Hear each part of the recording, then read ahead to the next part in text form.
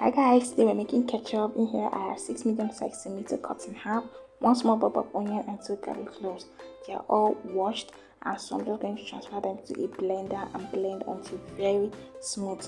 After blending, you can just choose to sieve it out to remove the seeds, or you can transfer it to the pot just like I did. So you're just going to allow that to cook until the water has evaporated and it's looking like this. You're going to keep stirring that so that it doesn't stick to the pot, and remember to cook on low heat so that your tomato does not burn.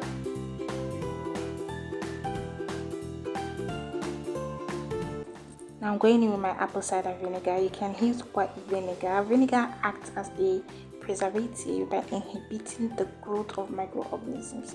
So you're just going to stir that together, and now I'm adding in my sugar. You can add in honey, you can add syrup, you can add white sugar. Sugar just helps us as a sweetener and counteract the sour taste of the tomato and the apple cider vinegar. So you're just going to stir that together until the sugar has dissolved.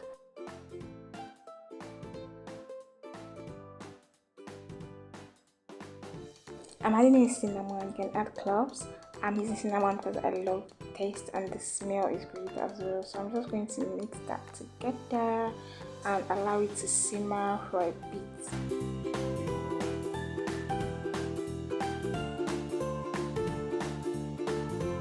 Adding a pinch of salt and continue stirring and simmering until you feel like you've gotten that thick consistency that you want.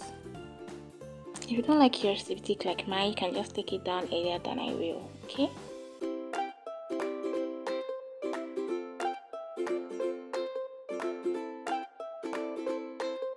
So right now I can see that I like how mine is coming together, and I'm just going to keep stirring that so that it doesn't stick to the pot. I'm going to allow that to simmer for a bit before I can take it down.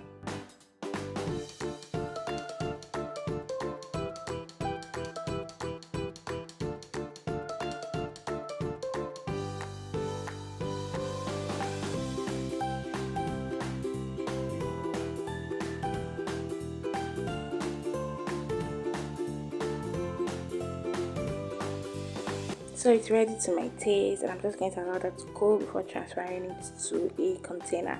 And I can use it for dips for my fries, or use it to make shawarma, which I'll be showing you guys later. Stay tuned. Thank you for watching. Bye.